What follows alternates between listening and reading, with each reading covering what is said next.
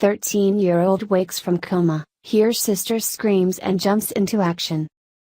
Heroes come in all shapes and sizes, ages and backgrounds.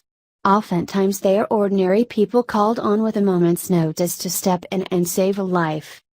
During these life-threatening incidences, they don't think of themselves, just about helping the person in danger. Caleb Bass is 13 years old and the older brother of 10-year-old Kira.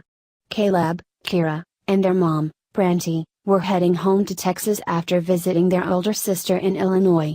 She'd just given birth to her first child, making Branty a grandmother. The trio was driving through Arkansas when they got into a horrible car accident. We ended up hitting the side, going off the road, hitting a tree and going into a flip, and when we landed, Kira, who wasn't wearing a seatbelt, came out of the back window, Branty said. The car ended up facing oncoming traffic. Caleb was knocked unconscious in the crash but soon awoke to the sounds of his sister's screams. Without a second thought to his own injuries, he pulled himself from the wreckage and went to find her. And he found her. He saw her injury, and she was already in shock and thought her knee was broken, Branty said. Caleb noticed Kira was losing a lot of blood, too much blood. Remembering something he had once seen in a movie, the boy calmly removed his shirt and wrapped it around his sister's leg like a tourniquet. Kira was losing consciousness, so he knew he had to work fast. What was going through my mind was that I have to save her, said Caleb. Knowing he'd done all he could for Kira, Caleb then went to find his mother, who suffers from MS and other medical conditions. He found Branty still in the wrecked car. After pulling her out, Caleb returned to his sister. First responders credit the young man with saving his sister's life.